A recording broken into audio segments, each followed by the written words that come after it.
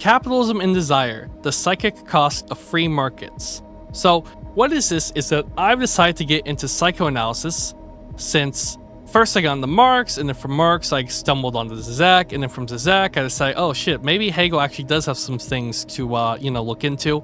I was like, well, apparently I need Lacan to understand Hegel, and then you look at Lacan and like, oh, I can't understand this guy at all. This guy's harder to read than Hegel. I didn't know you could do that. So then I'm like, now I'm here. Now I'm reading this, and this was really good. This is really good.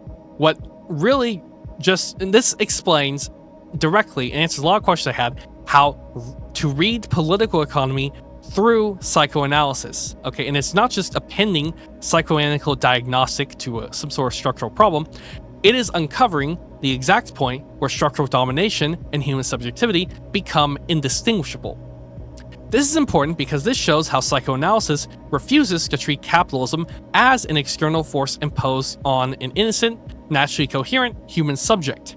Instead, we must confront a far more terrifying reality: that capitalism has constructed its entire empire by colonizing the fundamental vulnerability of human language itself. It fundamentally transforms our ontological condition of inescapable alienation within symbols into an engine of infinite economic accumulation. Infinite in quotes. And by tracking how the abstract operations of the signifier materialize as the concrete dynamics of the commodity market, it strips away the myth of the self-contained consumer. And we can see that the market is really a vast objective structure sustained entirely by our own unconscious attachment to loss. By turning the critique of capitalism inwards, we can also see how traditional left-wing celebrations of unfettered desire and liberation inadvertently echo the exact marketing logic of capitalism that they're ostensibly opposing. Desire is structurally dependent on its own barriers. We cannot simply out-desire capital or buy our way into a harmonious future. Neither of these things are real. To resist the false promise of capital's identity thinking, we must learn to say that with the negative, to recognize our deep, unfillable satisfaction is not an accidental glitch that can be cured through psychological treatment or something, or therapy, but actually gestures at the very core component of our subjectivity. Confronting this structural void without looking for a prepackaged market escape is the only gesture rigorous enough to break capitalism's pre-psychological hold. And so the task of critical theory is to show how our own living fire is stolen from us and turned into our cage, so that we might finally learn how to refuse the illusion of gain and inhabit our own freedom. I currently only really plan to do chapter 1 of this book, but maybe in the future I'll do more. It's just, I think I'll have to think about it, but chapter 1 was very good. Apparently this is the most essential chapter though, or something, based on something someone said to me about it. But anyways, I'll get into the text now. The Subject of Desire and the Subject of Capitalism by Todd McGowan. Moses and the Prophets. The difficulties that capitalism engenders begins with its definition. The problem stems from the incredible historical and spatial breadth of the capitalist system. This system ranges from the burgeoning markets of early European modernity to the unbridled laissez-faire societies of 19th century Britain and the United States, to the authoritarian society of the formerly communist China of the early 21st century. As both proponents and critics acknowledge, capitalism has a remarkable elasticity that appears to defy any strict pronunciations concerning its essence. It is almost impossible to identify the points at which capitalism begins and where it ends. For most defenders of the capitalist economy, its capacity for inclusion of difference is its crowning virtue. In fact, capitalism is such a variable system that we cannot speak of any single system. There is not one capitalistic system, but many capitalist systems. According to capitalism's critics, this variability distinguishes capitalism from all other economic systems and highlights its nefariousness. As Guy Debord sees it, the commodity form developed within capitalism colonizes every other social form, and this process reaches its endpoint in what he calls the society of the spectacle. He claims that the spectacle corresponds to the historical moment at which the commodity completes its colonization of social life. It is not just that the relationship to commodities is now plain to see, commodities are now all that there is to see. The world that we see is the world of commodity. The spectacle is not qualitatively different than earlier forms of capitalism. Capitalism doesn't just accommodate differences, but violently integrates them into a logic that eliminates them. But the key lies in understanding what this logic is. Both adherents and opponents of the capitalist system agree that it places the law of the market, buying and selling, what people themselves choose to buy and sell, at the center of the social organization. Even if the state intervenes in the market by injecting money, stabilizing prices, or supporting certain industries, the system remains capitalist. According to most theorists, as long as the free market plays the determinative role in a capitalist economy, the state can play a supportive role and can even act as a brake on untrammeled capitalist development, but the market must ultimately have the last word. This definition is compelling and accurate as far as it goes, but it fails to capture capitalism's specific relationship to the psyche of those invested in it. It is on the psychic level that one discovers how capitalism functions. To understand the psychic benefits that capitalism metes out, it is important to distinguish it from culture. Though capitalism includes within itself vast cultural differences, it is not itself a culture, and thus one should never speak of the culture of capitalism. From the perspective of capitalism itself, it is a matter of indifference which culture germinated it and which culture nourishes it. If Europe received the credit or the blame for capitalism's emergence, this is a matter of pure historical contingency when one considers how capitalism works. It is not a Eurocentric phenomena, but a universal one that remains fundamentally the same even when it transforms itself to include cultural differences. Capitalism transcends culture and offers its subject psychic rewards that are radically different from those that culture provides. As a member of a culture, I gain a stable symbolic identity associated with a structure that extends beyond my own subjectivity. This stability is the primary weapon with which culture lures its adherents, and it contrasts entirely with the weapon that capitalism employs. Culture gives the subject a sense of belonging that capitalism does not. The capitalist subject constantly experiences its failure to belong, which is why the recurring fantasy within capitalism is that of attaining some degree of authentic belonging, in a romantic relationship, in a group of friends, in a nation, and so on.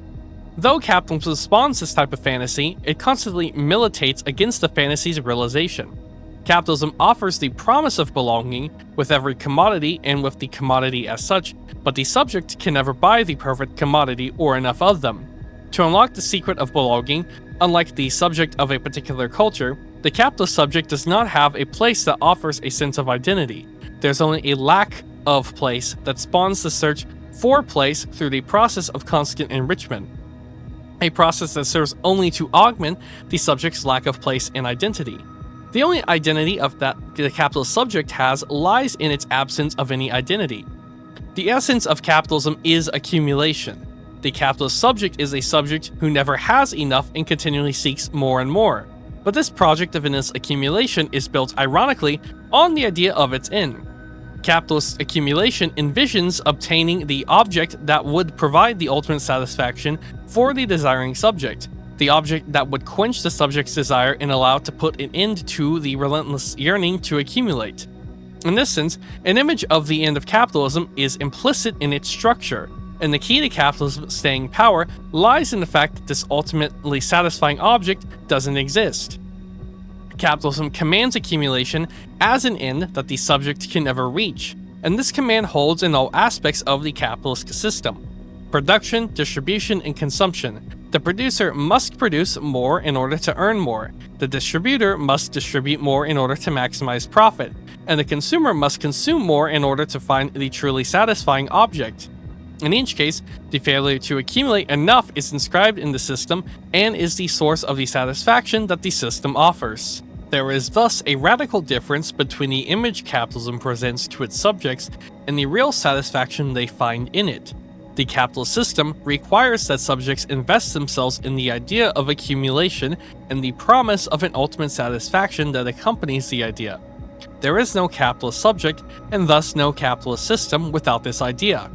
With all the variety that we find in the capitalist universe, the one constant is a commandment to accumulate that operates in the psyche of every capitalist subject. Any struggle against the capitalist system must begin with the psychic investment in the promise of accumulation that it necessitates. This investment is much more difficult to avoid than any financial investment because it infects even those who believe that they have opted out of the system and live off the grid. The psychic reach of capitalism far outstrips its socioeconomic reach. Capitalism commands accumulation and promises a satisfaction that it cannot deliver. This failure has its origins in the structure of the subject's psyche and the way that the subject finds satisfaction. The psyche satisfies itself through the failure to realize its desire, and capitalism allows the subject to perpetuate the failure, all while believing in the idea that it pursues success. The link between capitalism and the psyche provides the key to understanding the appeal of capitalism. It is a system that enables us to envision the possibility of a satisfaction that is structurally unattainable for us, while at the same time it allows the real traumatic source of our satisfaction to remain unconscious. This double deception creates a system with an inordinate staying power, a system that appears to be written into our genetic makeup, the division of the object. Despite appearances, capitalism is not the result of human nature. The system's apologists who insist on this point do so in order to sustain an aura of inevitability around it. But nonetheless, beyond the bare socio-economic agenda of its proponents, we can understand why this association arises. Associating capitalism with human nature is an ideological gesture, but the feeling that capitalism fits our mode of desire is not wholly ideological. Capitalism's emergence and its psychic appeal are related to the nature of human subjectivity. Through this subjectivity is itself unnatural, a function not of natural processes, but of a disjunction from the natural world. Capitalism succeeds as it does by playing into the alienation from nature that occurs through signification. Though the development of capitalism was not necessary, one can imagine a world in which it didn't emerge. One can nonetheless understand its rise and staying power in terms of the structure of the psyche. We are, one might say, psychically disposed to invest ourselves in the capitalist system. Capitalism succeeds because it capitalizes on our status as unnatural beings. If humans were simply instinctual animals, capitalism would neither develop nor take a psychic hold on us. It is not just by accident that there is no capitalist system flourishing in the animal world. In this sense, the claim of a link between capitalism and human nature should be rejected out of hand. Capitalism's appeal is inextricable from the emergence of the signifier and the transformation that this emergence affects on speaking beings. The passion that subjects exhibit for capitalism derives from the break from nature that occurs when subjects begin to speak. Through this break, natural human needs undergo a complete transformation and become susceptible to the allure of accumulation and of the commodity that capitalism will bring to the fore.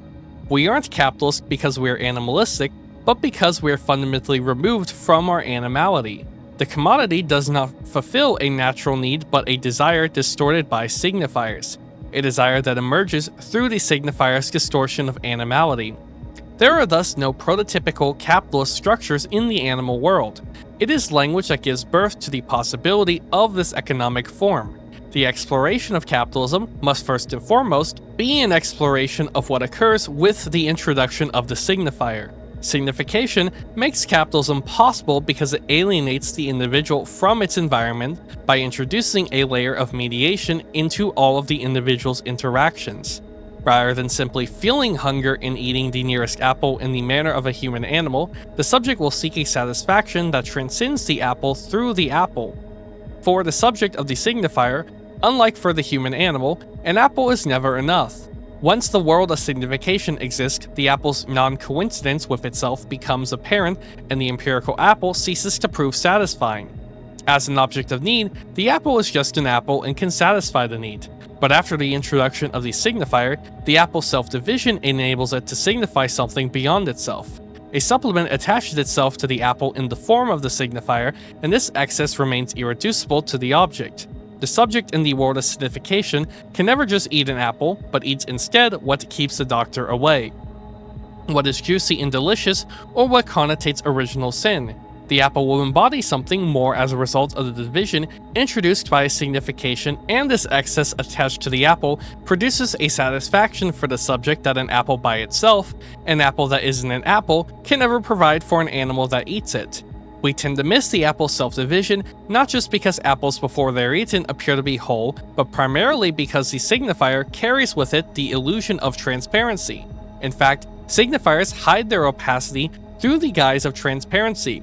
The signifier seems simply to provide an identity for an object that already exists without changing that object. There are objects hanging on trees and someone decides to assign the name apples to them.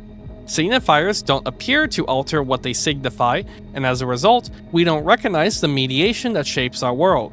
The world appears as an immediate set of elements laid out for us to perceive as we will, but the signifier is nonetheless opaque. This means that it distorts what we perceive and changes the elements with which it interacts.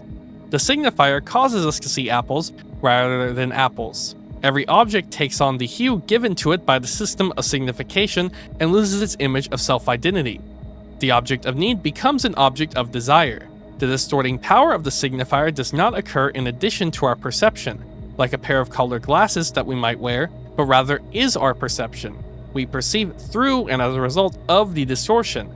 Grasping the effects of this distortion looms as a key problem in a modern thought, and it offers an initial key to understanding capitalism's appeal to us as subjects of the signifier.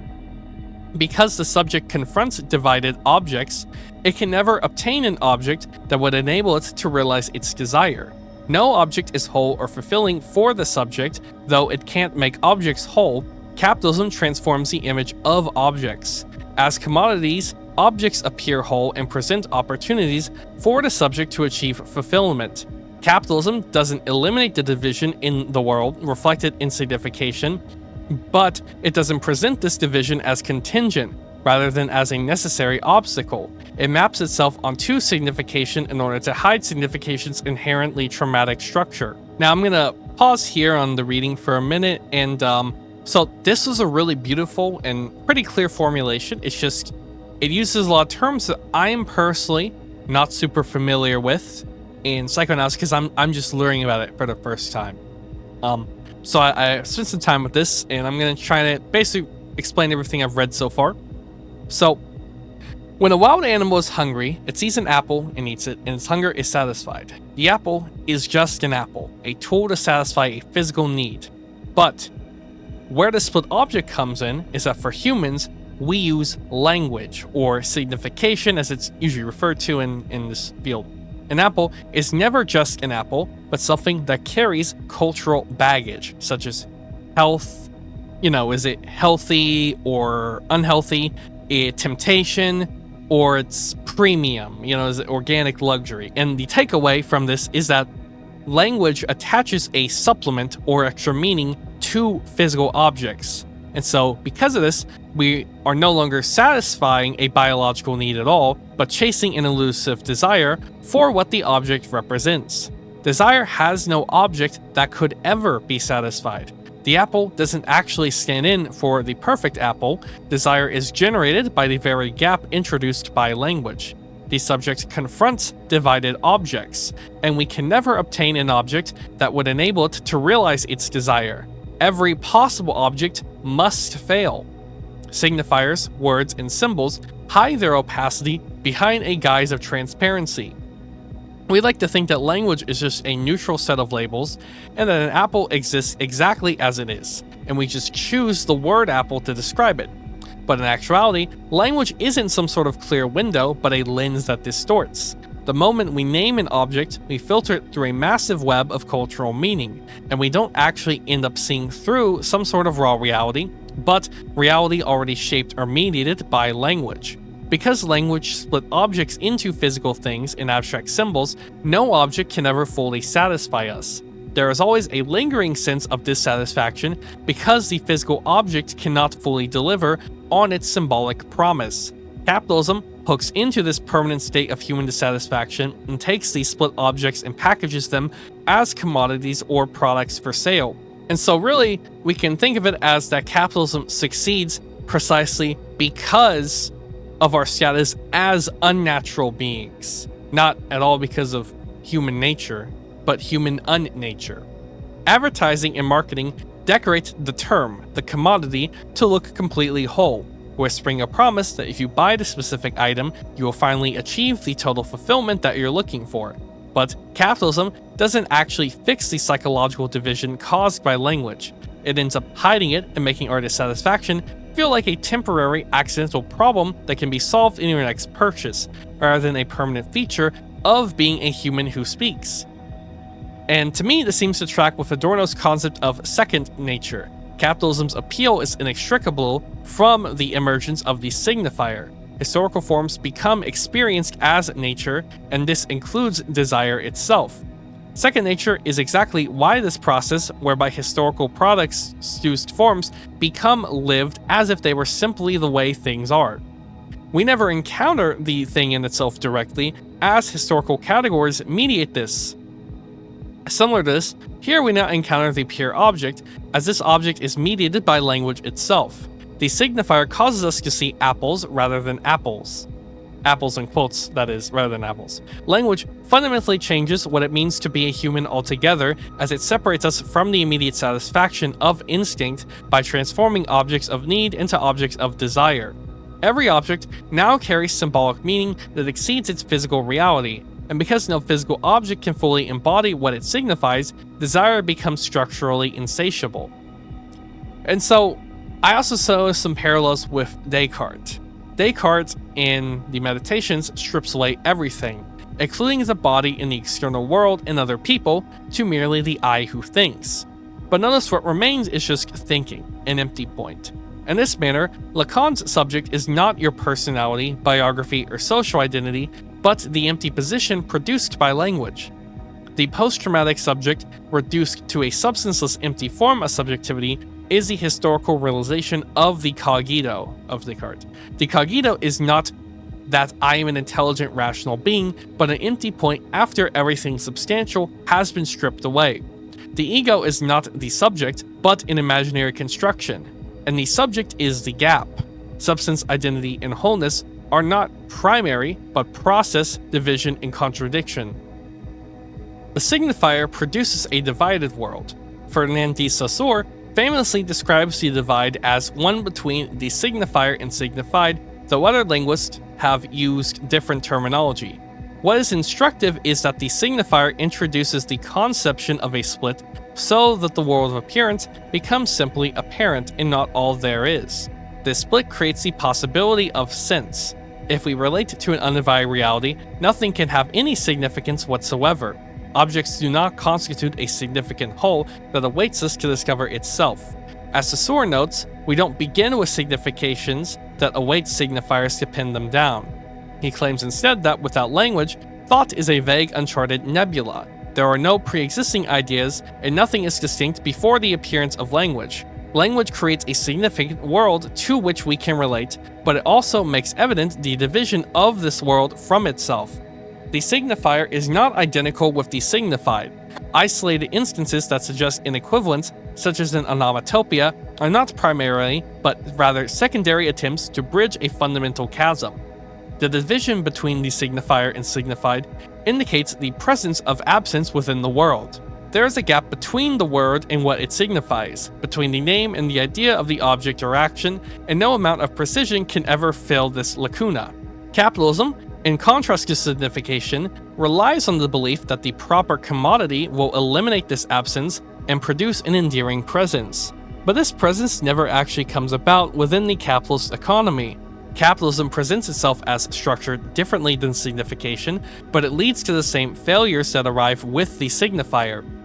We produce or consume additional commodities in order to realize our desires definitively, but we never achieve this realization.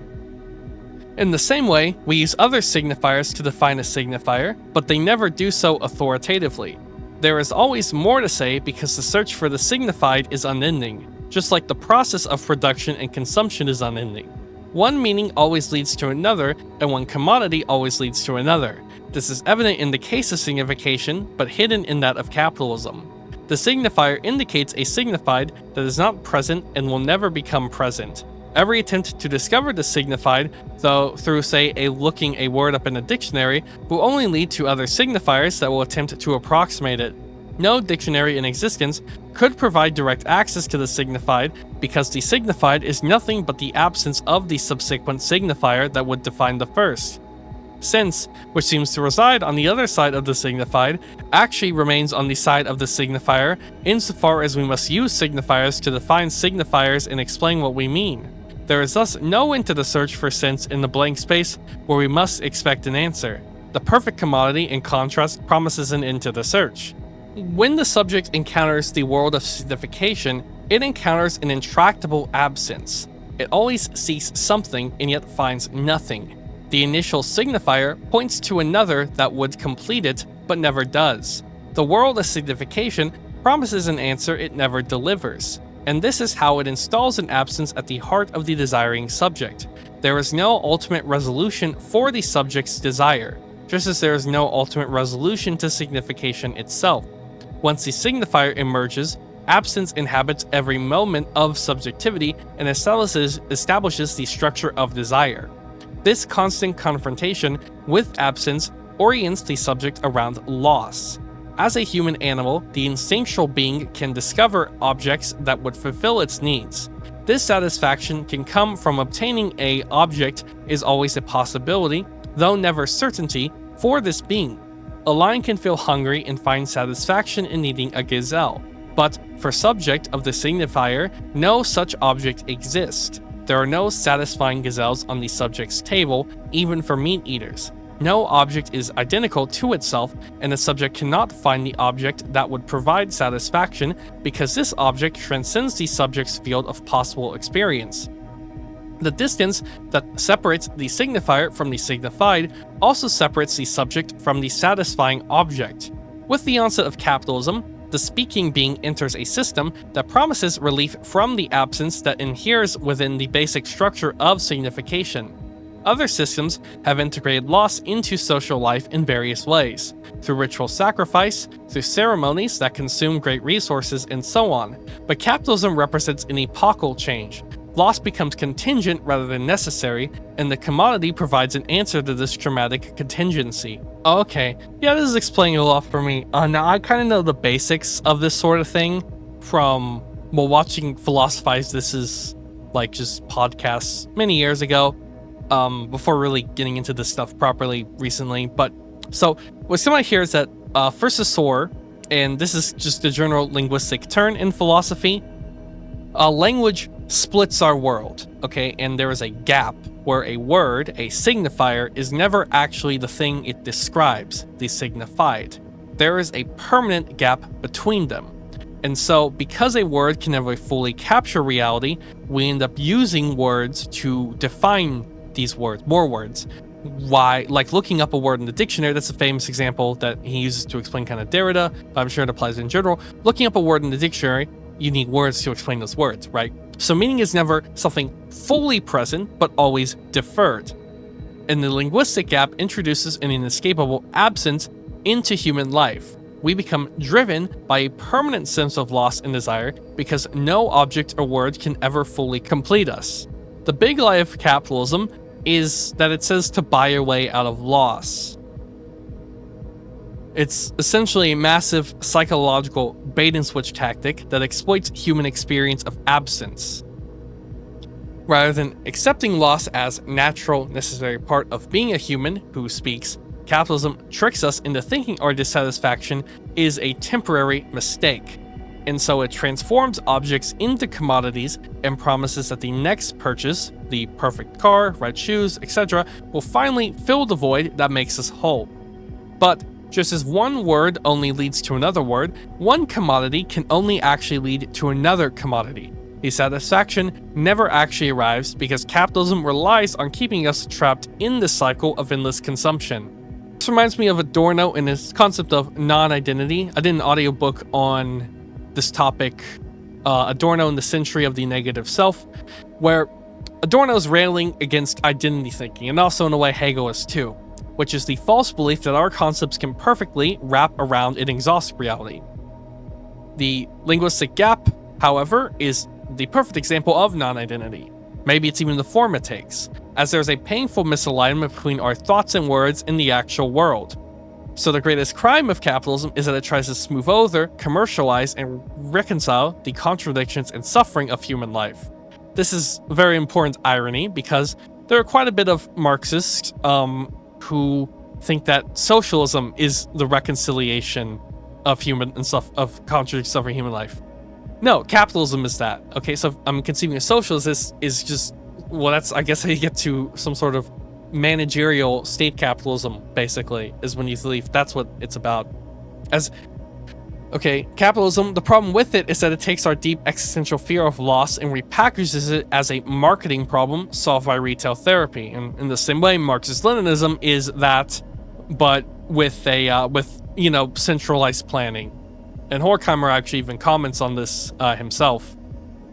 And I did a short on that one, because a genuine dialectical approach is to refuse to pretend the world is whole and that a commodity can fix us, and that one must stay with the quote-unquote loss that exposes the contradiction and recognizes that our deep dissatisfaction is a sign that wrong life cannot be lived rightly.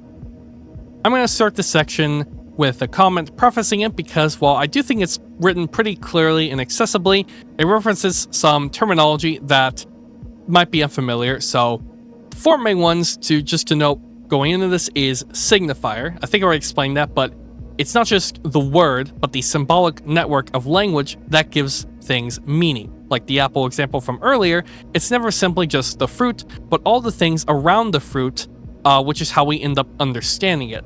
And this is the way that reality is mediated by the signifier.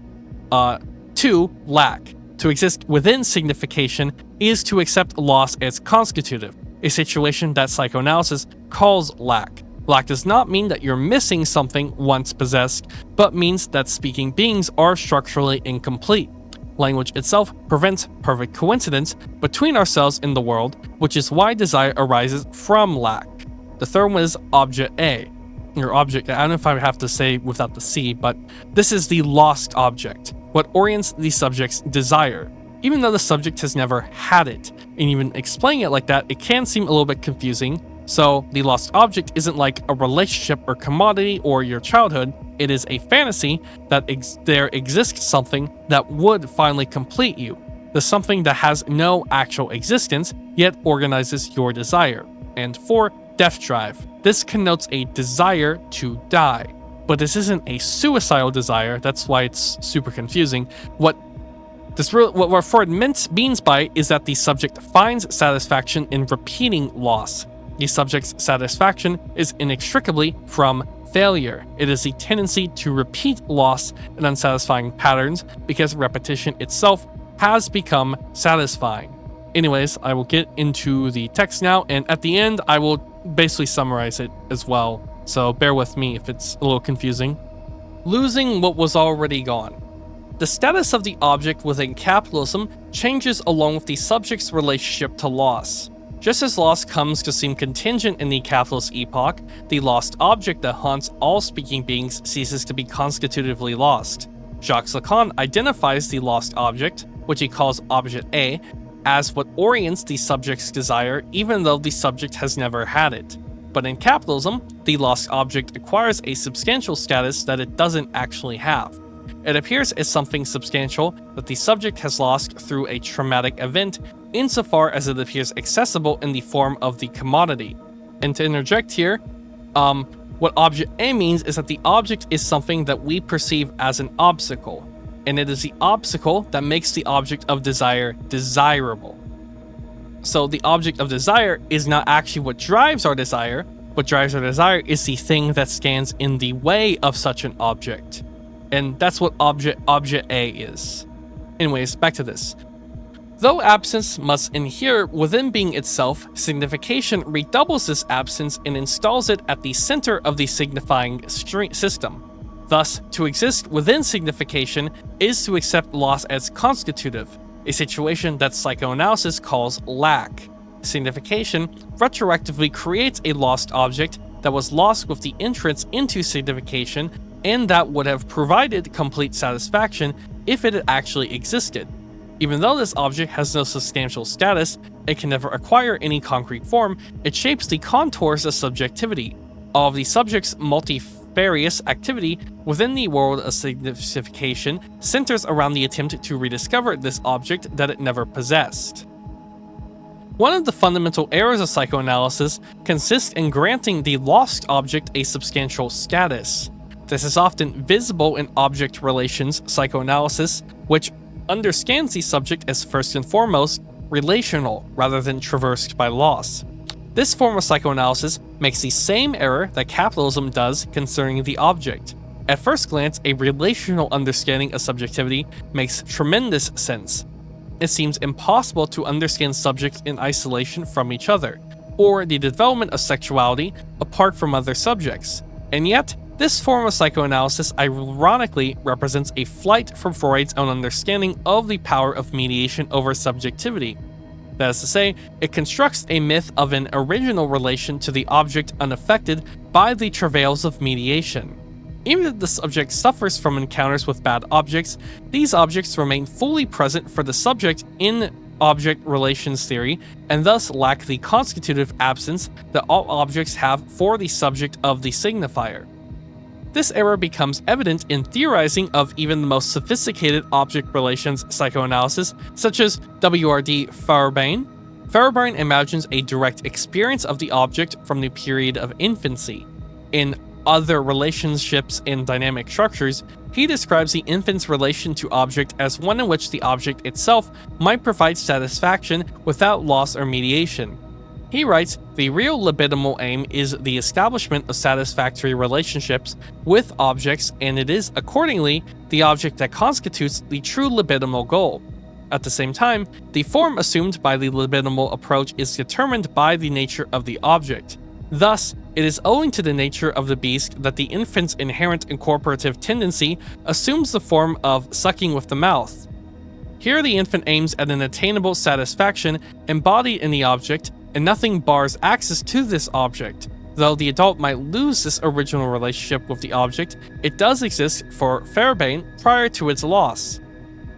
Object relations psychoanalysis and its many derivations do attempt to account for the power that loss has over the subject, but they do not conceive of loss as constitutive, which is why their conception of object parallels that of capitalism. Loss, for someone like Feuerbach, is an empirical rather than ontological fact. There is an immediacy of presence prior to the mediation of absence. Loss may very well occur in every case, but it is always the loss of something. The breast is a paradise lost. Whereas for Freud, paradise exists to the extent that it does only in the act of losing. Paradise lost is the speculative equivalent to paradise regained. That is to say, loss doesn't represent a disruption of the subject's initial satisfaction, but the emergence of the possibility for satisfaction. To regard loss as the loss of something is to fail to recognize loss as constitutive of subjectivity. But this is a conception of loss that escapes object relations psychoanalysis in the same way that it escapes the capitalist subject. When he writes Beyond the Pleasure Principle in 1920, Freud begins to define the subject through its constitutive loss. From this point on in his thinking, he conceives of the subject as completely determined by loss, as driven towards its own destruction. Is Freud a negative dialectician on accident, a process that he misleadingly labels death drive?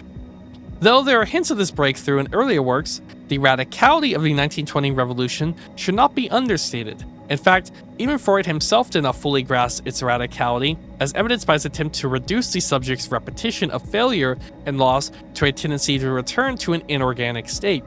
Death drive connotes a desire to die, which it leads readers of Freud and even Freud himself astray. What he is really onto with the concept is that the subject finds satisfaction in repeating loss, that the subject's satisfaction is inextricable from failure. No one sets out consciously to fail, and even if one does, the act of making failure a goal would immediately transform it into a different form of success. Within consciousness, the subject cannot give failure primacy. Consciousness is oriented around the projects in which the subject aims at succeeding, and the failures of these projects, from the perspective of consciousness, are only contingent failures the subject can attempt to remedy by trying again or trying harder.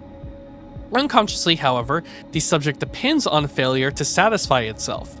Failure and loss produce the object as absent, and it is only the absence of the object that renders it satisfying. Absence animates the subject, driving it to act in a way that presence cannot. If we think about who marches in the street, it is those who lack, not those who have. When those who have do march, it is because the threat of loss manifests itself. Even though they march for the elimination of this lack, it is absence that motivates them to march in the first place. It is also absence or threat of it that enables us to get out of bed in the morning and go to work. The subject that had no absence in its existence would be unable to act and would lack the impetus to even to kill itself. After seeing numerous patients display their attachment to absence and loss, Freud concludes that it holds the key to the subject's form of satisfaction. We can see this play out in sports fandom. Though we consciously root for our favorite team to win, we find more unconscious satisfaction in the persistent struggle of the sports team that we root for in its unqualified successes. The close game is infinitely more interesting than the blowout because it enables the fan to experience loss while not having loss enter into consciousness. Everyone wants to root for a team that wins all its games, and if fans flock to games of teams that win all the time, they go to see the loss or potential loss that will disrupt the winning. Just like auto racing fans go to see cars crashing or potentially crashing, through this desire remains unconscious, even our favorite team wins a championship, we begin almost immediately to consider how they might fare the next year. This is a way of leaving the terrain of success for that of potential failure. When we achieve the pinnacle of success, we seek out a way to return loss into our existence by imagining a new challenge or embarking on a new project. Loss injects value into the subject's existence and gives it an object that provides satisfaction. Freud's concept of priority of loss in its repetition troubles other psychoanalysts, like Fairbairn, for instance, because it highlights the impossibility of any satisfaction associated with obtaining the object.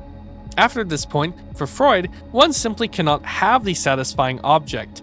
Any notion of success becomes unthinkable, and one must reconcile satisfaction in terms of how one fails.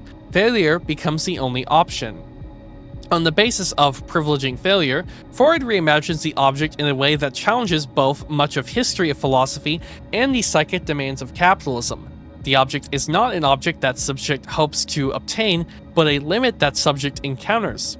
The subject cannot overcome the limit, but constitutes itself in its satisfaction through the limit.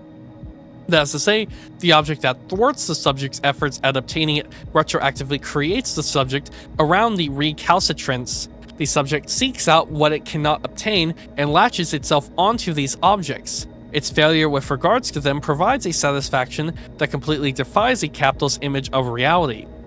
Freud's conception of the object enables us to rethink the famous slogan from May 68 in France. The mantra of this movement, enjoy without hindrance, was that really the what? That was just no one like every random Marxist you'll ever see, they all disavow 68. That's really funny. And it's every time you see it, they say, yeah, I would have too. That's my takeaway. Expressing this critique of capitalism's repressiveness, the critique that dominated much of the 20th century, the problem with this slogan is that eliminating the barriers to enjoyment would eliminate the source of enjoyment. By slightly changing it to enjoy the hindrance, we capture the constitutive importance of the obstacle. Satisfaction exists in the obstacle that the object erects in the face of the subject's efforts to obtain it, rather than the eradication of all obstacles. But this is what the capitalist imperative to accumulate enables us to avoid confronting. The speaking subject satisfies itself through its process of failing to obtain its object. Even this goes unrecognized by the subject itself. The relationship between subjectivity and loss leads the subject to flee this recognition and find asylum in the framework of capitalist accumulation.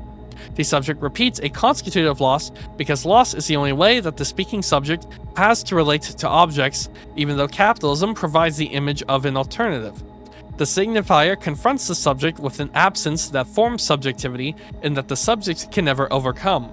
But the loss that haunts the subject also constitutes the subject, which is why it seeks to repeat this loss. The signifier creates the subject through the act of removing what is most essential for the subject, even though this essential object doesn't exist prior to its removal. From this point on, the subject will remain unable to divorce satisfaction from loss. One might say that through the signifier, the subject loses the object into existence. Loss generates the object at the same time that it marks its disappearance, which has determinative effects on how the subject satisfies itself.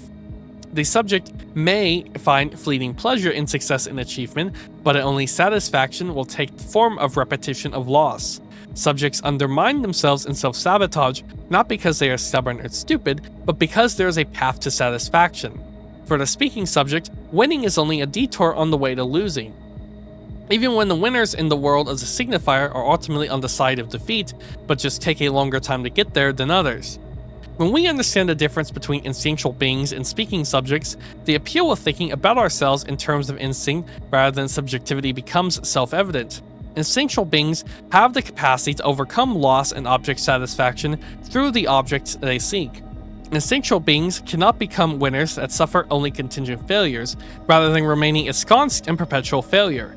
Instinct holds within it the promise of a satisfaction untainted by loss, a full satisfaction that, even if it soon disappears, can often be replicated. The being envisions a goal that will provide satisfaction and either attains the goal or not. Success may be difficult and may not endure, but it's not impossible.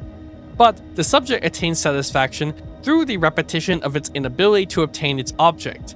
Failure is the subject's model mode of success. McGowan describes this as one of the most lucid explanations of the structure of subjectivity. In Seminar 9, he separates the subject's goals from its aim and uses a metaphor to explain the aim. He claims when you entrust someone with a mission, the aim is not what he brings back, but the itinerary he must take. The aim is the way taken. The satisfaction of the subject derives from the path that it takes, but what Lacan fails to add here is the path necessarily involves an encounter with loss. Rather than seeking out its object, the subject finds ways to miss it and ensure that it remains lost. The lost object is constitutively lost, and the satisfaction that it offers depends on it remaining so. The subject has no hope that it might attain its lost object, which is why psychoanalysis must reframe it from describing the infant's satisfying relationship with the mother's breast prohibited by her father. It is only in retrospect, or from the perspective of an observer, that the relationship appears perfectly satisfying. Freud first conceived of the appeal of loss in response to his observation of self-destructive action that appears to violate pleasure principle. It is the penchant for self-sabotage and self-destruction that leads Freud to speculate about the existence of a death drive that aims at return to an inorganic state. But we don't have to indulge in this type of hypothesis if we recognize the constitutive role that loss plays in the subject's satisfaction. Without the lost object, the subject would lose what animates it and sources of its enjoyment. The act of self-sabotage, even though it detracts from the subject's pleasure, enables the subject to continue satisfying itself. And beyond the pleasure principle, Freud theorizes that negative therapeutic reaction that subverts the psychoanalytical cure is not just the product of resistance. The subject does not want to be cured because it associates healing with the loss of its foundational loss, a prospect much more horrifying than the pain of the neurosis. With the recognition of the constitutive role of loss in psychic economy, psychoanalysis must alter its conception of the cure. Rather than simply ending the repression or even overcoming loss, the cure has to involve changing the subject's relation to its lost object, experiencing the intimate connection between loss and satisfaction. So basically what he's arguing here is that we don't just suffer because we lost something real, but we become subjects through a loss that never actually was the loss of a thing. Okay? And capitalism sort of weaponizes this lack. The status of the object within capitalism changes along the subject's relationship to loss. Capitalism doesn't change simply what we buy, but what we think we are missing. This is the promise of capitalism. There is no object capable of completing us, but capitalism pushes back against this by saying that this object does in fact exist. And what is it called? It's called the next commodity. Okay? So the lost object acquires a substantial status that it does not actually have because capitalism makes our structural lack look like a missing object. Signification retroactively creates a lost object that was lost with the entrance into signification that would have provided complete satisfaction if it had actually existed. So there's no literal lost object, but a fantasy of such an object. And once we become speaking beings, we imagine there must have been a state of pre-complete satisfaction. This is a fantasy created only after entering language. And traditional psychoanalysis kind of had a problem where it thinks that the infant has some sort of complete harmonious relationship, with the mother or the breast or whatever, and adulthood is therefore the loss of an original harmony. But this is the mistake of capitalism, as in both cases, there is a real object that would satisfy us being presupposed, when the object in reality never actually existed. From this perspective, loss appears as something empirical when it is actually ontological, and just to clarify that, empirical loss would mean that you actually lost something real, but ontological loss means that the loss belongs to what I fundamentally am. Black isn't the accident, but human existence itself. And that's why Freud's big breakthrough is in Beyond the Pleasure Principle. That's where Freud realizes the subject is completely determined by loss, and the subject finds satisfaction in repeating such a loss. Normally, we think, loss and failure is bad, and maybe it is, but the shocking thing about that is that human beings seem to repeatedly recreate situations where they lose, not because they actually consciously enjoy suffering, but because desire itself depends upon such an absence. The example he gives here is a sports team. We find unconscious satisfaction in the persistent struggle of the sports team that we root for in its unequalified success. If your team won every game forever, though, there would be no drama, no suspense. The drama is what keeps enjoyment alive. When we achieve the pinnacle of success, we seek a way to return loss into our existence. This seems counterintuitive, but in practice it's the case. We don't stop after we achieve something, we invent another challenge. Normally we think there's an object, we acquire the object, and that satisfies us. But the object is not an object that the subject hopes to obtain, but a limit that the subject encounters. The object functions less like a treasure and more like an obstacle, psychologically. And this keeps desire alive precisely because it resists possession. You can also think of identity this way. A lot of people view the general mainstream view is a positive view of identity, okay? But in actuality, identity is the crystallization of forms of repression and oppression within bourgeois society. The signifier creates the subject through the act of removing what is most essential for the subject, even though this essential object doesn't exist prior to its removal. So language is creating the experience of losing something that never existed before language made us feel we would lose it. Through the signifier, the subject loses the object into existence. The object doesn't first exist and disappear. The disappearance itself is what creates the object as desirable. When you entrust someone with a mission, the aim is not what he brings back, but the itinerary he must take. The aim is the way taken. The goal is what you consciously think you're pursuing, while the aim is what you desire actually doing, okay? So when you think you want a promotion, unconsciously, you want to keep desiring, striving, failing, trying again. The journey is the end point that sustains the subject, okay? So the ultimate cure here, cure in quotes, the subject does not want to be cured because it associates healing with the loss of its foundation, okay? And for another example, that's how gambling addiction works.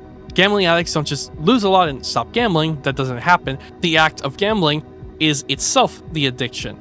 Psychoanalysis cannot simply restore a mythical lost happiness. The cure has to involve changing the subject's relation to the object, experiencing the intimate connection between loss and satisfaction. The allure of buying a bunch of things. Every subject of the signifier endures loss. This is the primary fact of subjectivity. But the tragic nature of subjectivity leads the subject to misrecognize how it obtains satisfaction. The subject's devotion to loss remains necessarily unconscious as it consciously strives to win. Though the subject attains its satisfaction from the absence of the object, it nonetheless consciously associates satisfaction with the object's presence. For this reason, the subject fails to recognize its own satisfaction and believes itself dissatisfied. But this dissatisfaction feeds on hope for future success.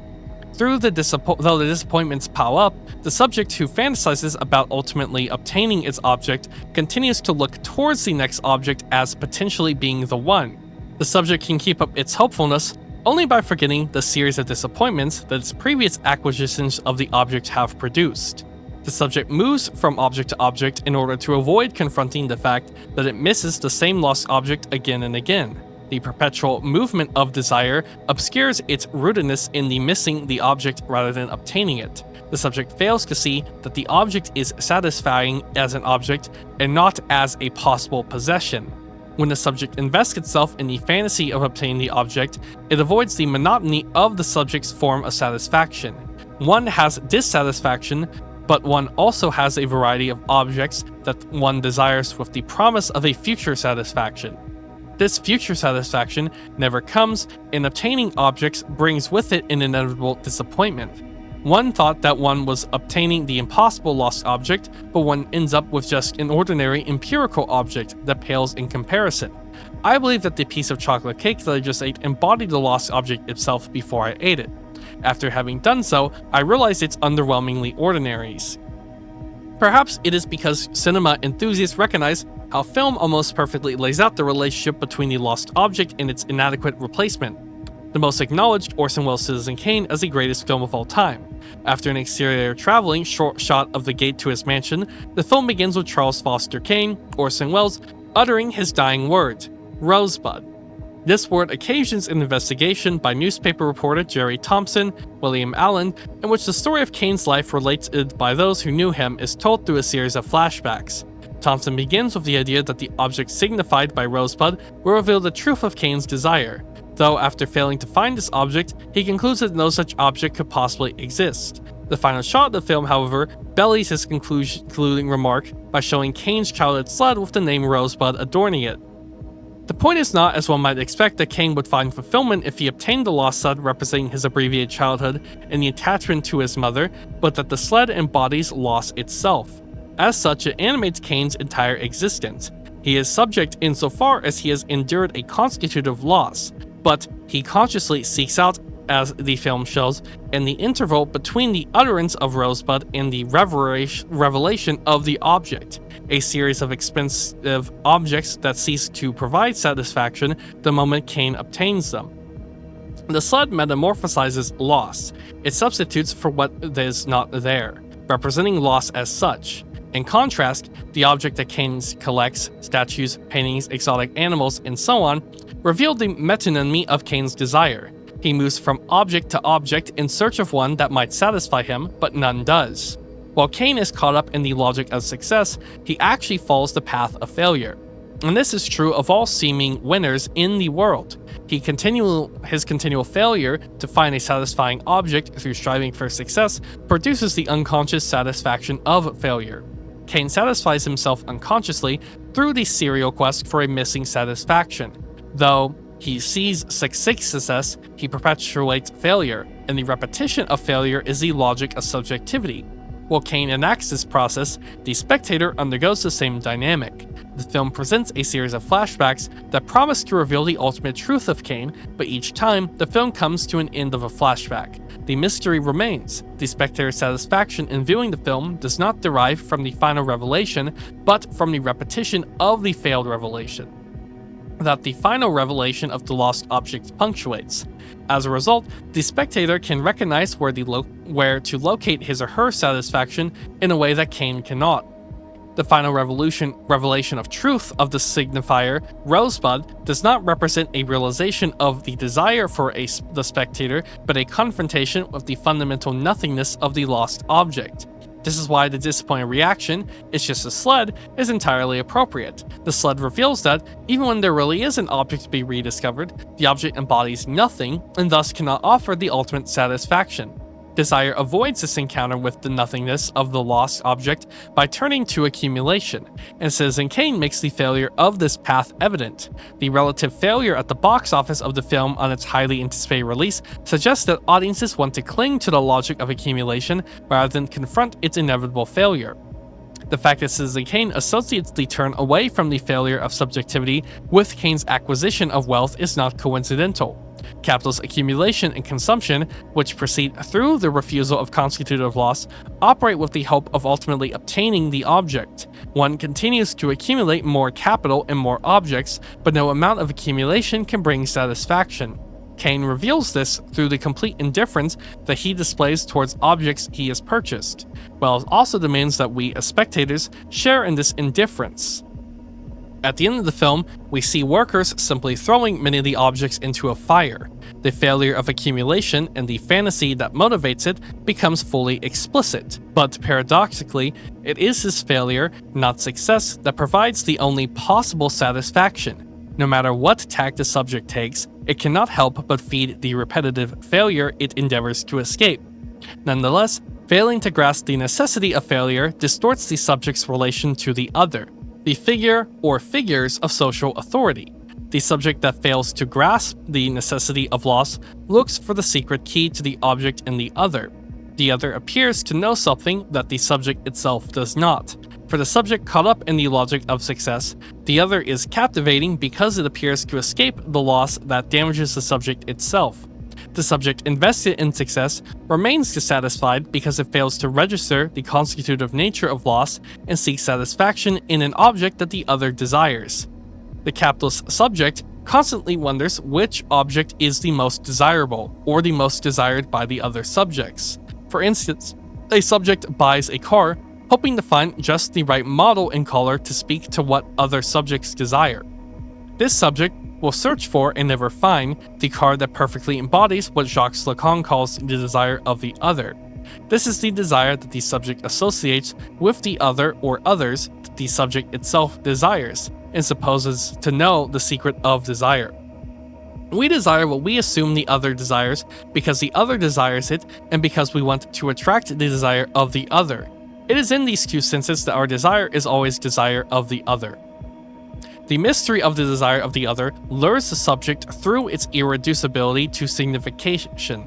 The desire of the other escapes the signifier, it is what can't be said, but it appears to be attainable through a hermeneutic effort. If we study what the other wants, it seems as if we could divide the desire that the signifier obscures, but this is a loser's game. There is no substantial other whose desire we might interpret. Like the subject itself, the other is divided from its own desire and looks elsewhere to find out what it wants. The desire of the other appears as a puzzle that one might solve, but this is its great allure.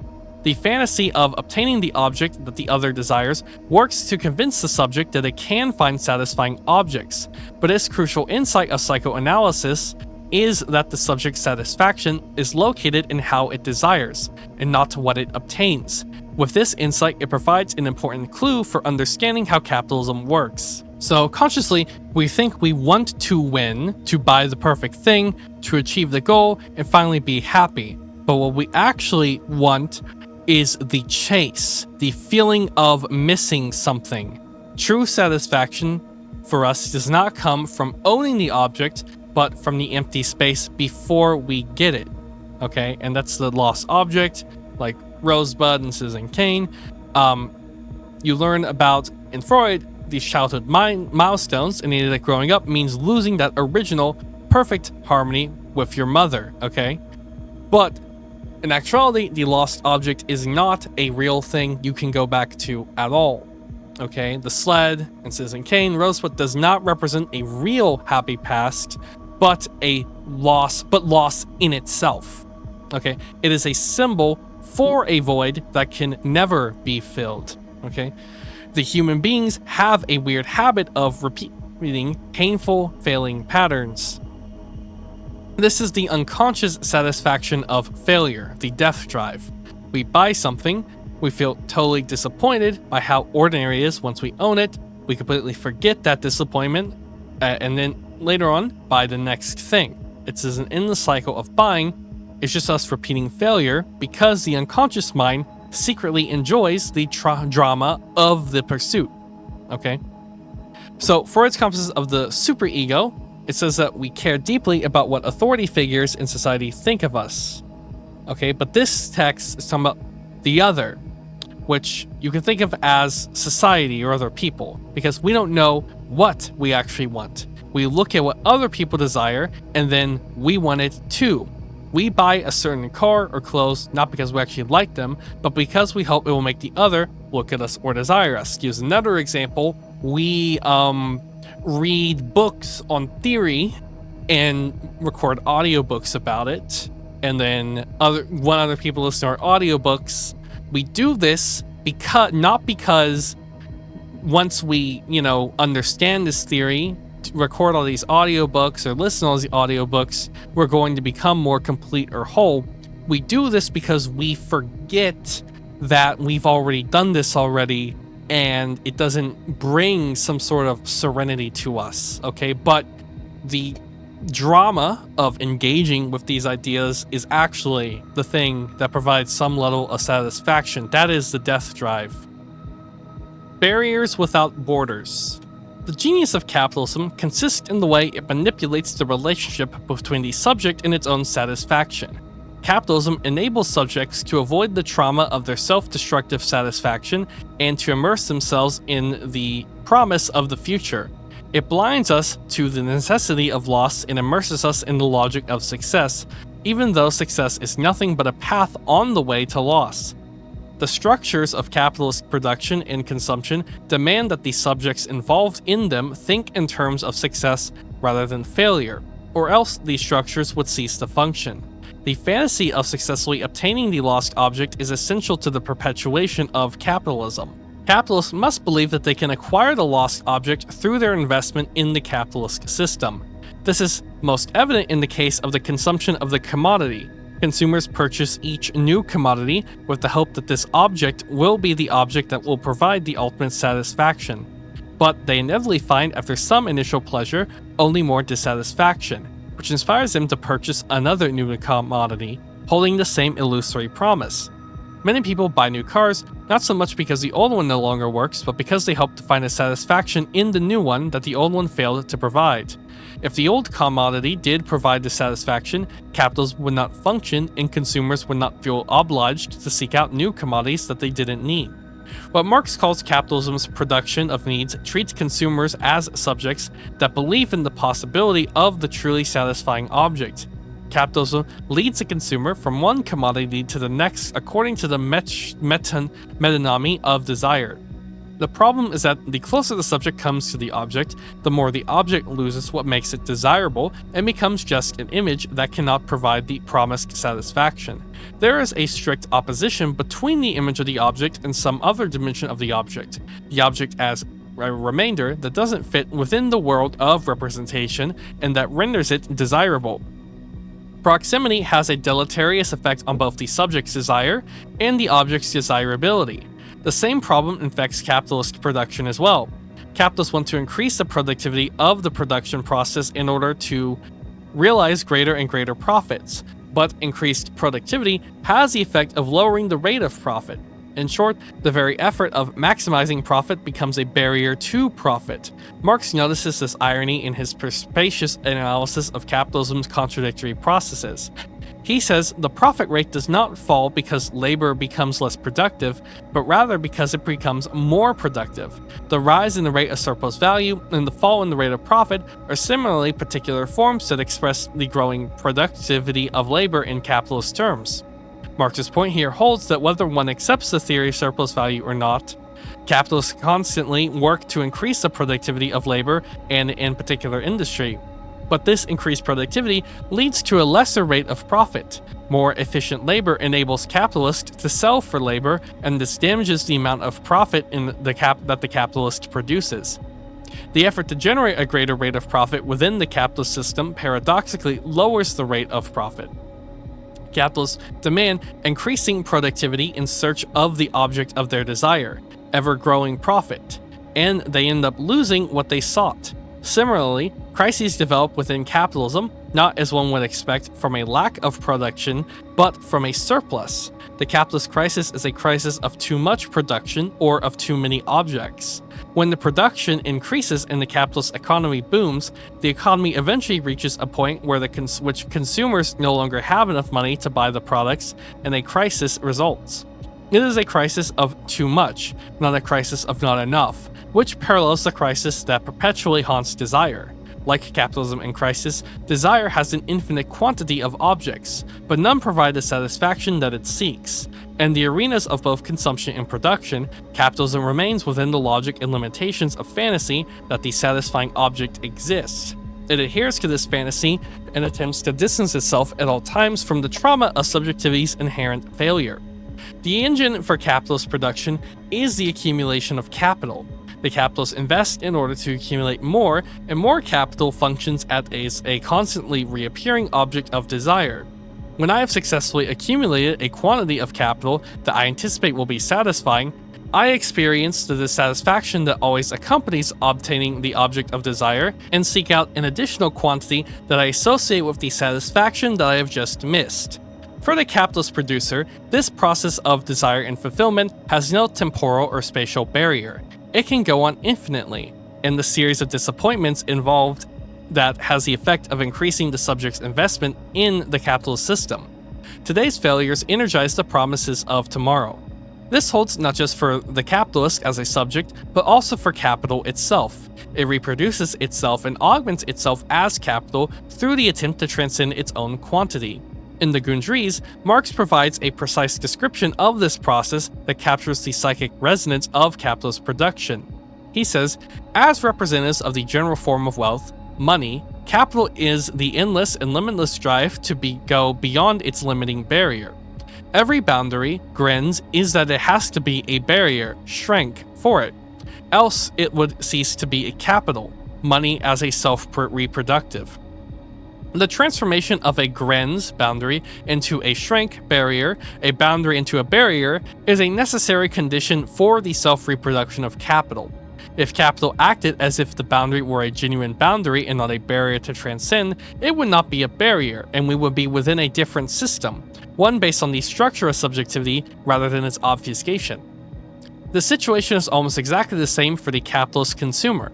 Instead of seeking the accumulation of capital, the consumer searches for the commodity that will provide the ultimate satisfaction associated with the lost object. Each new commodity arrives on the market bearing the promise of this satisfaction. I purchased a new phone, video game, dress, or car with the hope that this commodity will offer the satisfaction that the last one failed to provide. And each time I will be necessarily disappointed. I may feel a few moments of pleasure when I acquire the new commodity, but soon its distance from the impossible lost object will become apparent. I will sink back into the desire for another commodity that hasn't yet failed to deliver. One can witness the dynamic of the appearance of an almost instantaneous disappearance of the lost object manifest itself clearly in the case of children in contemporary capitalism. The children will beg for an object as if the object embodied all possible enjoyment, but even seconds after obtaining the object, the child will cast it aside as a completely devoid of the satisfaction that it promised only a very short time earlier. It is difficult to believe that anyone witnessing this commonplace experience would resist the psychoanalytical explanation of the lost object and its role in the subject's desire. Just like the capitalist producer, the consumer's repeated failure do not dampen the investment in the process of consumption, but rather enhance it. This is because, while operating wholly according to the logic of success, capitalism manages to satisfy the subject's unconscious drive to fail. Though capitalist subjects experience continuing dissatisfaction when they attain each new and disappointing object, they find satisfaction through the repetition triggered by the perpetual search for the next commodity. This dynamic is crucial to capitalism's staying power. It is just offered dissatisfaction with the promise of future satisfaction. Subjects would not tolerate the capitalist system for as long as they have, but capitalism does provide authentic satisfaction, the satisfaction of loss, in the guise of dissatisfaction. What appears as a dissatisfying moment forward from commodity to commodity is actually a satisfying repetition of the loss of the object. The fantasy of acquisition offers the promise of escaping from the trauma of subjectivity while leaving the subject wholly encoded within it. By offering satisfaction in the form of dissatisfaction, capital gives us respite from the trauma of subjectivity without obviating the satisfaction from it delivers. This is the genius of the system. In order to see how dissatisfaction and satisfaction interrelate in the functioning of capitalism, one must refuse the temptation to dissociate them from each other. It is as if each concept represents a different way of looking at the same structure, but doesn't itself indicate a distinct structure. Constant dissatisfaction and hope for the future are just a form of appearance that the subject's satisfaction adopts a form of appearance that renders it amenable to consciousness and to the capitalist system. But this appearance itself doesn't detract from the subject's self-satisfaction, a satisfaction that persists under capitalism's regime of success. The subject under capitalism is satisfied but cannot avow the satisfaction while remaining invested in the capitalist system. Capitalism's adherence to the fantasy of success at the expense of the necessity of failure is essential to its functioning. Subjects who do not accept the fantasy are not continually seeking new objects of desire and thus are not good consumers or producers. And they inevitably put a wrench in the functioning of the capitalist system. They content themselves with outmoded objects and recognize the satisfaction embodied in the object's failure to realize their desire. Such subjects don't simply settle for less than satisfying objects as if they were proponents of reality principle, but instead see their satisfaction in the object's inadequacy. For this type of subject, the fact that the car has a dent in the fender and hesitates going up hills becomes the source of satisfaction that it provides. That's really interesting. That kind of gets... that seems to connect to nostalgia. And maybe why we're seeing nostalgia on the rise. Maybe nostalgia's always been on the rise, but with the internet, maybe it's connected with the internet and nostalgia and all that. Anyways, this is a step that the great heroes of American literature, Captain Ahab, Huck Finn, Lily Barr, Jay Gatsby, and the narrator of Invisible Man never make. At the end of each novel in which these characters appear, they continue to seek an adequate object, even if they take up an oppositional position relative to the social order. Huck Finn decides to leave civilization, but he does so in order to find an object that would realize his desire. In this sense, he remains along with the others entrapped within the logic of success that capitalism proffers. Even though these heroes expose the vacuity of the American fantasy, they do so from the perspective of the existence of a truly satisfying object, and in this sense, they remain exemplars of capitalist subjectivity. When one recognizes that no object will provide the ultimate satisfaction, one can divest psychically from the capitalist system. One can reject the role in the incessant reproduction of the capitalist system, the rejection that coincides with a rejection of the logic of success as well. This rejection alone does not topple capitalism, but it is a necessary condition for revolutionary politics. Capitalism induces subjects into investing themselves in the system's reproduction by capturing them at the level of their desire.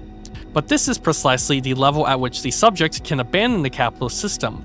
The logic of subjectivity is itself ultimately incompatible with capitalism and therefore provides the path to an alternative that envisions production and consumption in other ways.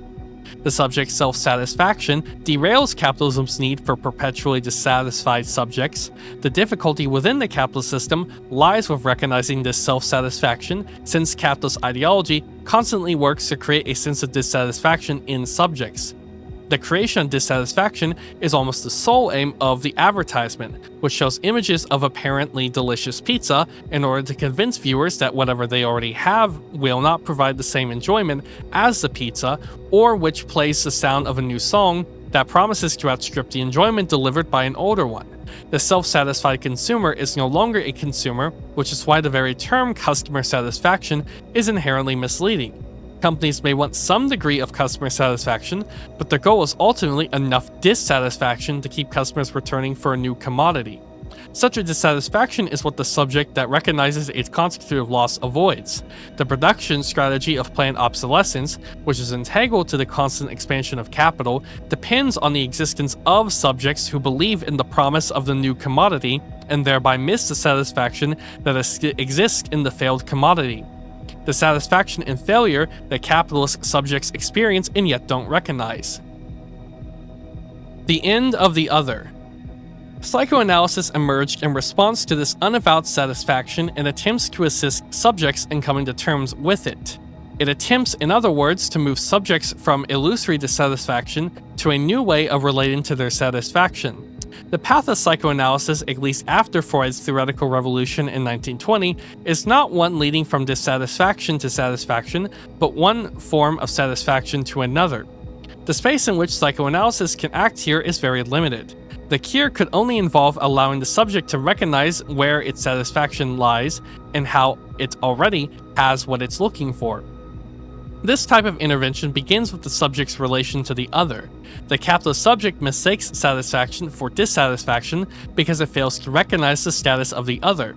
Social existence involves the encounter with the other, But beyond these others, the subject sees the other, a figure of social authority that represents the social order as a whole, and makes demands on the subject. The subject's subjection to this authority stems from the belief in it, but the other does not exist. There are figures of social authority, parents, athletes, film stars, presidents, but there is no social authority as such.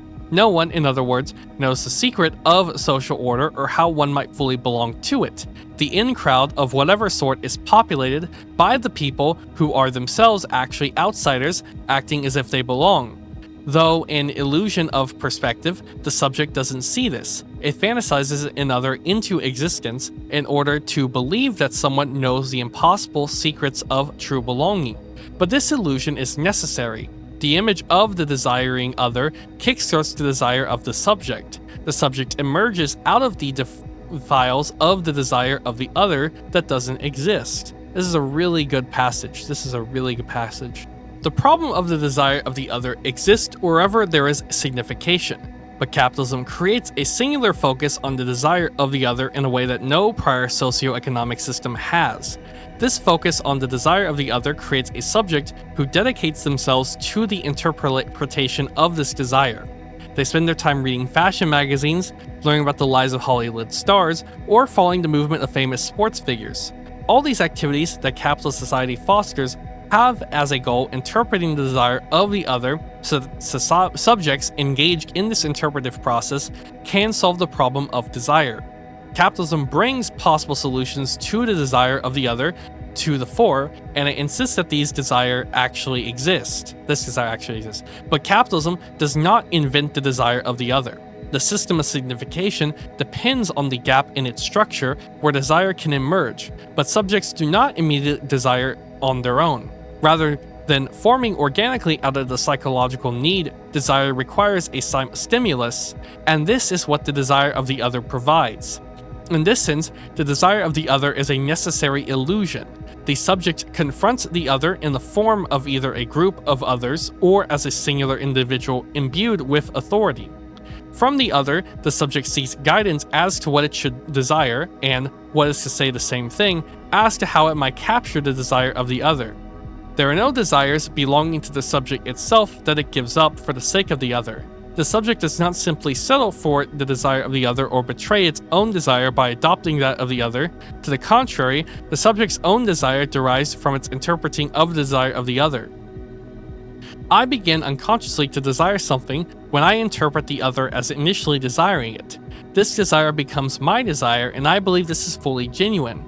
But its origin lies outside my subjectivity. This initial alienation of the subject in the other is not, however, the final barrier. The true problem is the external status of the other. Though the subject believes in the other, qua figure of authority that has a desire, does not exist. To say the other does not exist is not to accept the solipsistic verdict that the subject can only know itself. Instead, it means that there is no authority to guide the subject in its search for what it should desire.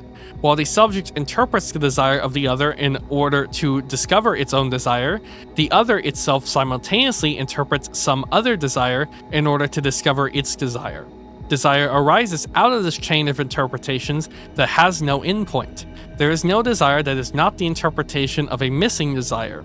If the desire were present and obvious, it would no longer be a desire. We would question what real desire was hidden beneath the manifest one, and thus engage again in the act of interpretation. The absence of a starting point for desire manifests itself in popular fashion. No one person initially decided, for instance, that not taking the tags off new clothes was a cool thing to do.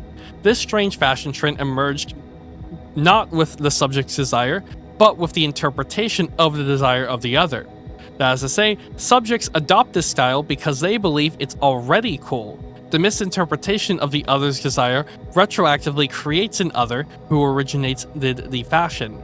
The subject who believes in an originator of fashion relies on a dangerous and paranoid misinterpretation. A correct interpretation would reveal that there is nothing existing to be interpreted. Fantasizing the end. Since the desire of the other can provide no concrete guideline for the subject in its search for what it's to desire, it must have recourse to fantasy. Here, Capitalism again comes to the subject's aid by providing innumerable fantasies that direct the subject's desire both towards the proper work and toward the proper commodity. Fantasy provides the subject guidance about what the other desires and thus constitutes this desire as knowable. Without this guidance, there would be no way of approaching this desire or beginning to make sense of it. In some sense, the subject fantasizes this desire into existence. The fantasy gives coherence to the other's desire by creating an imaginary scenario surrounding the other. Lacan offers an enigmatic definition of fantasy in a seminar on the logic of fantasy. He says, in the final accounting, the fantasy is a sentence with a grammatical structure. That is to say, fantasy gives the desire of the other a concrete form that it otherwise lacks. Even if fantasy imagines a traumatic desire, the other wants to destroy us, if nonetheless provides the security of an existing other that can guide our desire. We can see this dynamic in the way that the fantasy of the terrorist functions for American society. Of course, there are actual terrorists who want to kill Americans, but the power of the terrorist fantasy far outstrips the danger these actual terrorists represent. Very few people fear driving in a car, and yet one is exponentially more likely to die in this mode of transportation than from a terrorist blowing up an airplane. By the way, just so sometimes you'll see like a total dumbass, like you'll say this, like someone will be fear-mongering about some nonsense, like there's this video by this guy Bob Gimlin I was watching falling asleep to about shark attacks. And it's like, dude, why do you have a whole video on shark attacks? Like, not even comparable. He's like, the shark attacks are being covered up, dude. Okay, I don't know, dude. Maybe they are to an extent, but still, even then, it's gonna be like 30 people max, probably. Some number like that die of shark attacks. The amount of people die driving a car is way higher. It's not even remotely comparable. It's like coughing baby the hydrogen bomb level difference. And he addresses this in the video, but his addressing is stupid. He says like, well, you don't have to drive. No, he says you have to. Actually, never mind. He says you have to drive. Yeah, that's true. You do have to drive. But why do you have to drive? That's the thing about this. This is the crazy thing about critical theory, okay? Critical theory has a bad name, okay? And it has a bad name, and like, but all it is just you see the world, you come to conclusions about it, but critical theory is asking, why do you see the world in this way? That's all it is. That's all it is. Critical theory has a horrible reputation. It's like, it's maligned by people on the left and right, on the whole political spectrum. You say anything about it, and then the common sense crowd goes all like, no, just use common sense, dude. But all it is just thinking. That's all it is. Just think for yourself, dude. It's what Plato's talking about, literally in the Republic. It's literally just investigate why the world appears as it is. That's all it is. And this is like a superpower for some reason. This is just a superpower because people aren't trained to do this at all. People don't know even to do this. That's why I'm making these books. That's why I'm making videos. That's why I'm making these videos, Anyways, back to this. The latter event occasions dread because it touches on our fantasy space, whereas death in a car, except as envisioned in David Cronenberg's Crash. Hey, I watched it. I found it very boring, by the way. I thought it was a pretty boring movie. There isn't really any conflict in it. It's just like they just crash cars. And there's some, I think, bad takes on it. They're saying like, the movie's kind of beautiful. It doesn't like judge them, but it's like, well, maybe it should. Because I mean, it's not like this is like they're crashing, they're endangering people, they're killing people. Like, they're not like heroic. I don't know. The movie doesn't really explore that. I feel like it just seems to present something, which is fine. But again, maybe it's pros and issue of critical theory. People don't really ask what this means, though. They're just like they just what. Honestly, this is probably media criticism. I may have gone too much of a tangent. I don't know. I mean, we're 90 minutes in, almost 9 minutes in. I think you're in. If you're actually listening this far into it, you're probably interested in what I think about this stuff. So, the thing is about media criticism, because I mean that comes up in this. It's coming up right now. So a lot of media criticism of more in some way taboo, just in some aspect taboo things. They tend to be very stereotypical. They tend to be very ununique. uncreative. So for example, any book written in the Soviet Union from its founding to its collapse, all books will, anything I ever will read about them will literally just be how this is a secret metaphor for communism failing or being bad, or repression, or the state being bad. Genuinely stupid. Genuinely stupid. There's no justification for that analysis at all.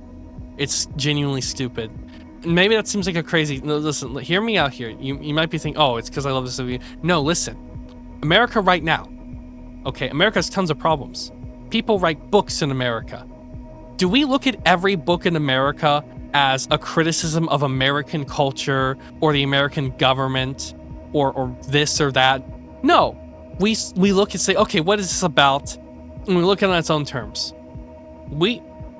And I'm talking from an American lens largely, but an English-speaking lens. For some reason, all 90% of analysis of any piece of media not taking place or by Americans in America, or sometimes Britain and maybe, or Britain or whatever, they're literally always about the contradictions of that society. And you know what? It's not even necessarily wrong, but it's not even like contradictions of that society in some smart way. It's literally just like the government was like authoritarian. It's like if any piece of art ever made in an authoritarian regime, the entire existence, they will only ever be, you're only allowed to analyze them from the perspective of how this piece of media is about how authoritarianism is bad. That's it. You're not even allowed to even think about that it could be saying any message besides authoritarianism is bad. It's absurd. It's fucking absurd. I saw a review. I watched The Devil, by the Polish movie. I forget. I don't know how to pronounce it. This Polish movie, The Devil, 1970. It was banned in the 1972. It was banned in the Soviet Union. All discussion on it forever will be how it's a secret code for the Soviet Union being bad or repressive. You only think that because it was banned after it was made. You only think that because it was made in the Soviet Union. You didn't watch the movie and come to that conclusion. The movie, I mean, I don't think it's really saying anything about that topic, is the thing. It's not really a movie about state power at all, is the thing. Like, that's why it's absurd. It's a movie, I think it's about morality and like religion, and maybe even about like, I don't know, it's kind of like Faust. I don't know exactly what it's about, but there's very little themes about the government or repression or anything like that in the movie. It's the character is 0% oppressed in the movie, 0%. He literally just goes around and does whatever he wants the whole movie, literally. So it's literally the polar opposite of a movie. And by the way, it wasn't banned for political reasons at all, as far as I can tell. They're not specific. It has like many sex scenes, so it probably was banned for that, like not for coded messages. But that's the thing about this, and this applies also as well to Roadside Picnic, as well. Roadside Picnic is just not about the government being oppressive. It just isn't. Now, there is actually government oppression. There is bureaucracy. It's true. There is a short story spinoff of Roadside Picnic that is about that. But Roadside Picnic itself, well, maybe referencing the concept of government oppression, it just is not really about that. It's like, if it was made in America, it would be like, oh, it's like David Foster Wallace. Not David Foster. It would be like Waldo Ellis. I don't know why I mix up the names, because of W and 3 names. Maybe it's something like that. That's how it'd be perceived. You know, it'd be a tale about like morality, the meaning of life, etc. It wouldn't be about like, but because it was repressed in the Soviet Union and made in the Soviet Union, etc., it's always about censorship. And it's kind of annoying to me that like just any piece of media will always be interpreted that way. I kind of tend to, oh, well, Crash. Crash is like, I mean, I don't know, people have a lazy analysis of Crash where they kind of just like, it's about gay people.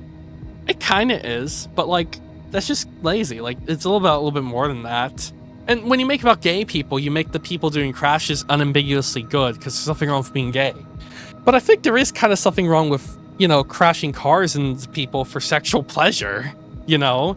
It's not really that much different than murdering people for sexual pleasure. Like, there's some problematic elements of it.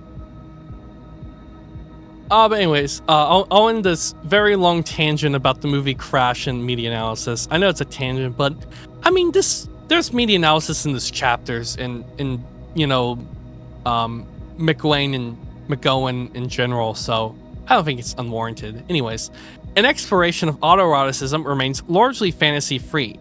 The fantasy of horrible death from terrorism is hardly a comforting one, but it does give American society a concrete image of the Islamic believer.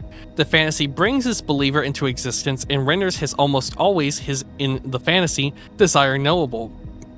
The threat to American society constitutes American identity as besieged and at the same time envied. Which is why after the terrorist attack of September 11th, George Washington proclaimed that American freedom itself was an overriding motive for the attacks. Even the most traumatic fantasy offers assurance. Literally, they hate us for our freedom, dude. They see our freedom and they're envious, dude. So they attack us. Like, what? If they really wanted freedom that bad, wouldn't they just attack their own government, Anyways, the subject's subjection is a social order become complete through the acceptance of the fundamental fantasy underlying that order. Confronted with the impossibility of the other's desire, the subject faces its failure to belong. The respite of fantasy is an image of belonging to an order that seems to bar the subject's entry. It is this password to a secret society. Even the subject who doesn't belong to Skull and Bones at Yale effectively does belong to a larger version insofar as it accepts the society's fundamental fantasy. But the subject can never exist wholly in the world that the fantasy constructs. The status of the fantasy must always be tenuous in order for it to work as a source of social cohesion. Capitalism utilizes fantasy to a remarkable extent, but it also sustains fantasy tenuousness. Under capitalism, the desire of the other both remains fundamentally unknowable and appears accessible through fantasy. The subject never knows exactly what commodity to produce or consume, and yet the commodity itself provides a fantastic answer to this misery. The commodity presents itself at once as the unknown desire of the other and the fantasized solution to that desire. The fact that it maintains these two contradictory positions gives capitalism great power in the psyche. It rouses us by showing the other as mysterious, while comforting us with the idea that we might solve this purpose-ported enigma of the other. If capitalism just offered the mystery of the other, or the fantasized solution of this mystery, it would fail to gain a psychic foothold. The two positions must constantly play off each other, or else the subject's disappointment, either in the irresolvable mystery or the ultimate inadequate solution, will break the commitment to the capitalist system. The fantasy constantly presents the possibility of full belonging to the subject, but at the same time, the fantasy must remain an unrealized fantasy. The capitalist subject can never experience a sense of belonging while remaining a capitalist subject. Of all previous existing economic systems, capitalism offers the most evident phantasmic solution to the problem of the desire of the other. That is to say, it offers the clearest path to social acceptance and belonging. When we imagine societies with clear marriage rules or entrance rules, this claim seems wrong. Their solution to the problem of desire appears superior to that of capitalism. Traditional societies don't have the desire of the other hidden in a fashion trends or the production of electronics, but clearly spell it out in social regulations. But the psychic power of the commodity outstrips the most rigid societal structure in its capacity for illuminating the subject's path. The commodity form has the effect of clarifying the desire of the other by making it manifest in a concrete object. If I doubt what the object wants me to do, I need only to follow the money. It will provide a clear fantasized solution to the desire of the other. Traditional society, in contrast, offers regulation whose explicit status prevents a complete psychic investment. Capitalism forces the subject to interpret its way to the social order, and in this way attaches firmly to the subject's desire. At the same time, it guides this interpretation through the commodity form and gives the subject a sense of security in the path of its desire. When I feel as if I must have a new product at the moment, I fully immerse myself in the fantasy of what the other desires. Often, new products fail, many times more products enter, the market each year then find a niche. Because they do not manage to locate themselves within consumers' fantasy space, the inventors of failed commodities such as Pepsi Clear do not adequately carve out an appealing phantasmic position. The success of any product is inextricably from its capacity to lodge itself within this space and to appear as if it completely solves the question of the other's desire. Even products that endure, like Coke or Apple Electronics, must constantly renew themselves in order to remain within the prevailing fantasy. Once they become old, once they are associated with an object that the consumer has already acquired and have discovered to be lacking, they will lose their phantasmic power. This is why even successful brands have to continue to develop new selling points and to advertise this newness. Apple must produce a new version of the iPhone or the iPad, or else consumers will abandon Apple entirely. The company will find itself in the situation of Zenith, a former leader in the technological appliances and now a non-entity. We know that the old object does not respond to the desires of the other, but the new object allows us to keep this fantasy alive. The value of money depends on the fantasy of the other that subtends it. I accept money from someone in exchange for a commodity because I have faith that the other believes in the value of this money.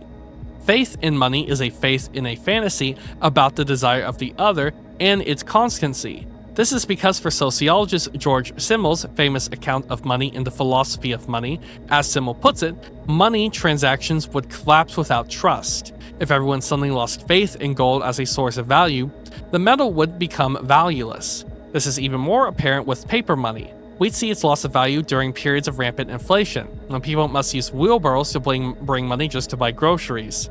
The faith in the other that informs every financial transaction is a fantasy that the other actually exists, and that everyone else will continue to believe in the existence of this figure. The capitalist economy makes the fantasy of money its basis and then extends this fantasy into all aspects of economic and social life. The economy functions through speculation about fantasy. Traders on the stock market do not trade based on how they anticipate a company will perform, which might be informed prediction rather than fantasy. Yeah, such traders will quickly bankrupt themselves. Instead, they speculate based on the fantasy of fantasies about the other's desire. They imagine how others who don't really know will envision what companies will produce products that people will want. The stock market is a vast world of fantasy taken to the nth power, but it succeeds because money serves as the royal road to the other's desire. That's a beautiful way to think of money, actually. Alright, so to summarize this section, what he's saying is that the goal of psychoanalysis is not to eliminate our issues, but to move subjects from illusory dissatisfaction to a new way of relating to their satisfaction by beginning with the subject's relation to the other. The other is not a solid entity, but a psychological projection of authority that humans invent to feel secure. A figure of social authority that represents the social order as a whole and makes demands on the subject. We use it as an anchor for our behavior, but the other does not actually exist at all. There are concrete figures of authority, like, the president, the police, whatever, but no social authority as such. Nobody actually possesses the impossible secret of true belonging.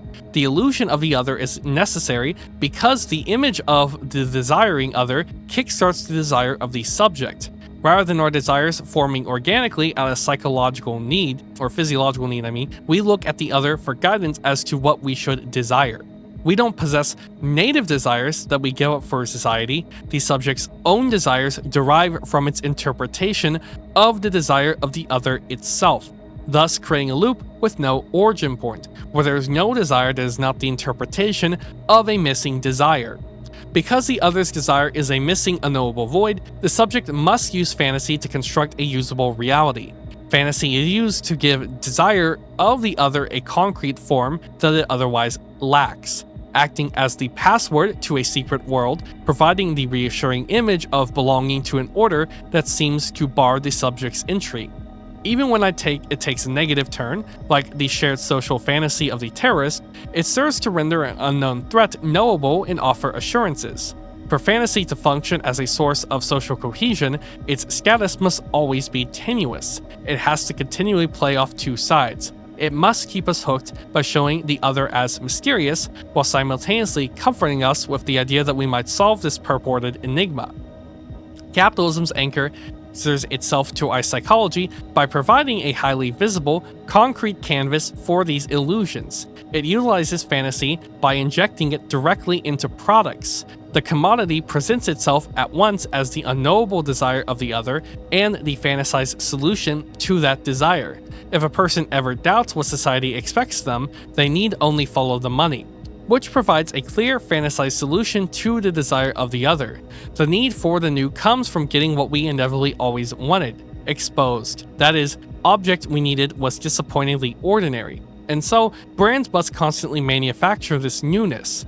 We know that the old object does not respond to desire of the other, but the new object allows us to keep this fantasy alive. And so, the entire financial system ultimately is in fact a shared psychological construct. The value of money depends on the fantasy of the other that subtends it, requiring an absolute faith that the other believes in the value of this money. This scales directly up to the stock market, which operates as a vast world of fantasy taken to the nth degree, because traders do not buy based on concrete metrics, but rather speculate based on their fantasies about others' desires. And yeah, I think it's pretty good because this kind of shows that actually, yeah, maybe there is something to psychoanalysis, because I'm not an eclectic. I was a little skeptical of it, but I think I'm getting it. This is basically a metric that allows us to decipher the human content hidden within the reified forms of capitalism. Like the stock market, for example, usually confronts us as an objective, independent force governed by cold mathematical laws, but is in reality nothing but human activity objectified. Literally humans speculating on human activity, it's just extremely fetishized. But we can, there is a human character too, ultimately, everything in human society. Abstract concepts become physically mediated in everyday life. This is the real inversion, where the empty psychological void, the non-existent other, gets inverted into a concrete social practice, buying a commodity or trading a stock. The contradictions within human desire itself are what allows capitalism to gain a psychological foothold. You don't actually need the consumer's behavior as simply to be a mistake or failure of intelligency. The tension between the mysterious other and the inadequate commodity is a constitutive tension required to keep the entire capitalist system alive. That's what I think this is ultimately building up to. Freed from the other's desire. The principal argument proffered by defenders of capitalism is that the economic freedom inherent in this system is the prerequisite for political freedom. As someone like Milton Friedman has it, any abridgment of economic freedom leads to an abridgment of political freedom, which is why a socialist or communist planned economy must necessarily be totalitarian. The defining characteristic of government for capitalist theorists is not its structure or aims, but the amount of control it exerts over citizens. From this starting point, there is no difference between a socialist government and a fascist one, since both involve controlling the economic sector and thus limiting or eliminating freedom. But this concept of freedom is not an absolute as it claims to be.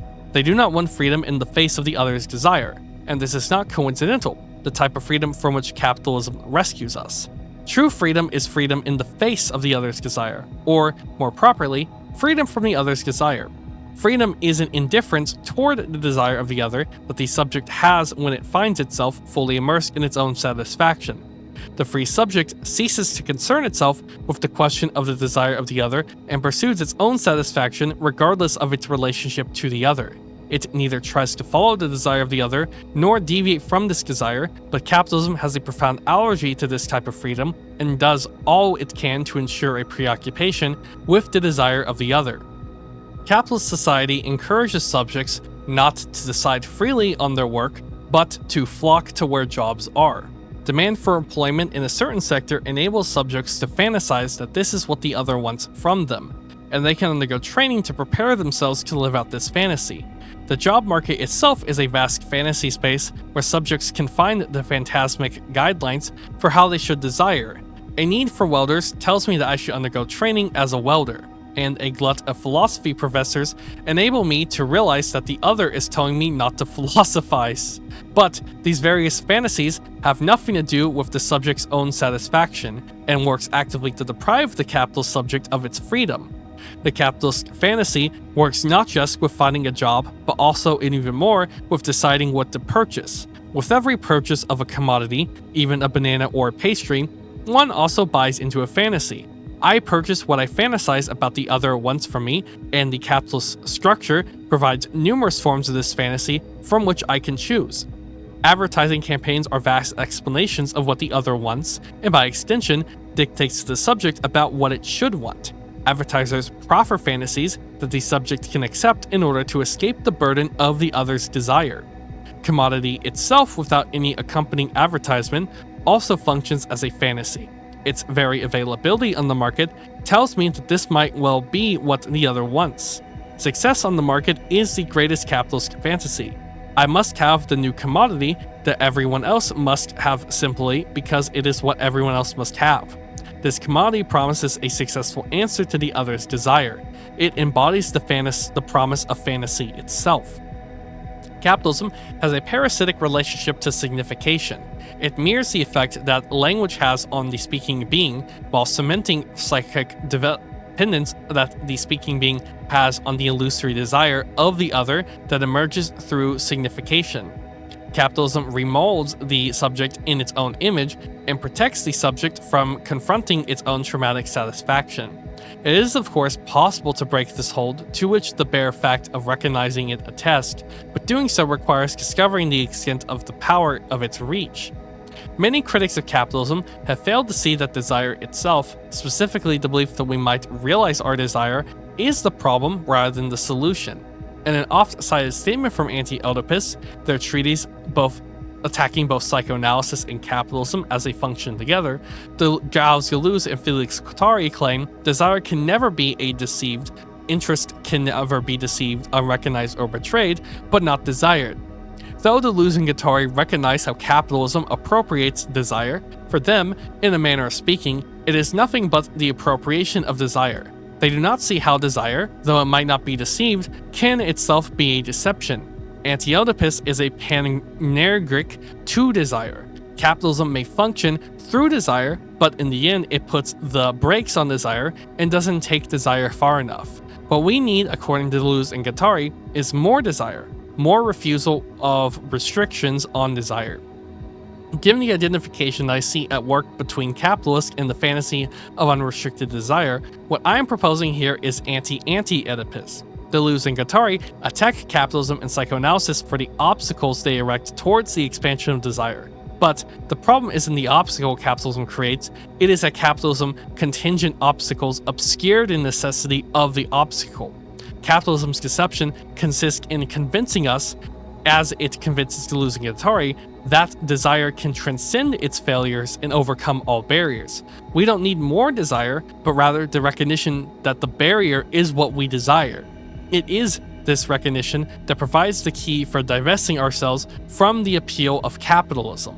Even though capitalism's incessant self-reproduction seems to mimic the structure of subjectivity, constant repetition for its own sake, this movement as manifested in the capitalist system always has a goal to realize. The capitalist system must promise a better and wealthier future.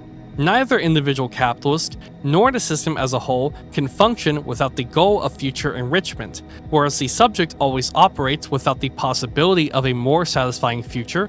What separates the apparently repetitive circulation of capital from the subject's repetition is accumulation.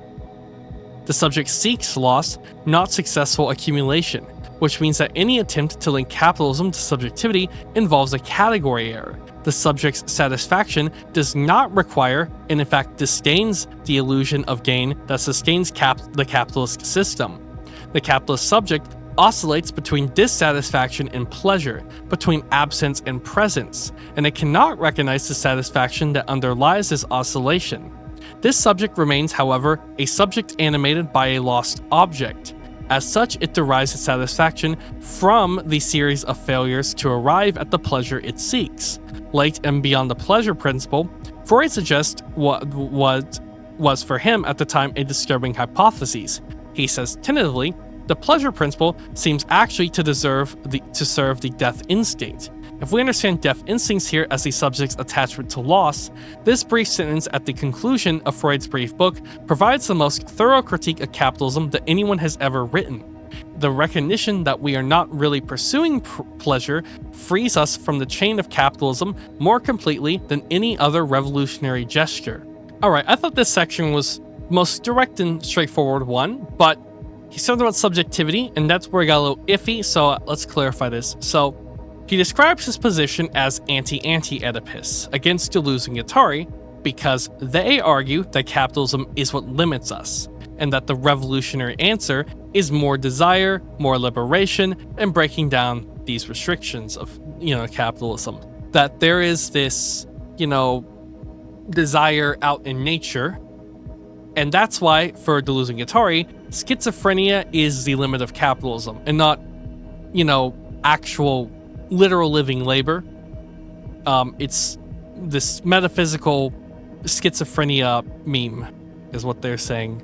Which, by schizophrenia, they don't mean schizophrenia, they mean some other thing. And you have to read 1,000 pages of their books to even figure that out. Anyways, what McGowan's saying here is that Deleuze and Guattari are falling directly into the trap of capitalism.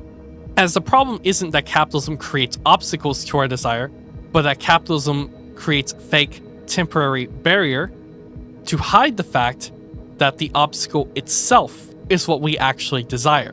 Desire does not want to transcend its failure or overcome all barriers to reach a perfect future. Our desire depends structurally on the barrier. And so by preaching this radical multiplicity, this radical desire, blah, blah, blah, it just ends up echoing the exact logic of the capitalist market, where endless promises and endless products promise to overcome our lack with the next experience.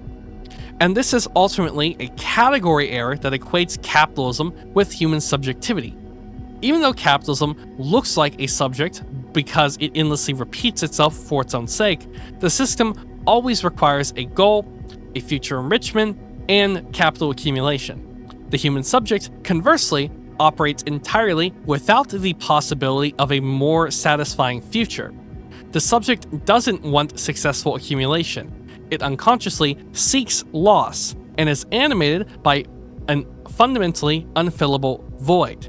And that's why he's actually saying that Freud was always more radical than Deleuze and Guattari, because Freud says the pleasure principle seems to actually serve the death instinct, that being our deep structural attachment to loss, and our conscious chasing of pleasure in objects is the cover story. And this is, I guess, really the culmination of the chapter and the whole point of psychoanalysis. Psychoanalysis shows us that we're not actually pursuing pleasure or gain. Embracing our attachment to loss, rather than trying to buy our way out of it, is the only gesture that actually shatters the psychological chains of capitalism. Anyways, this is a really good chapter. I'm glad I started with this. I think this really clarified all my questions about what the point of psychoanalysis is, where it stands. Like, it really went pretty far. I went from not knowing that much to, by, doing this and then writing out all those explanations for each section, I think I got a really good grasp of it. So, I mean, it's a long video. I think I did learn quite a bit.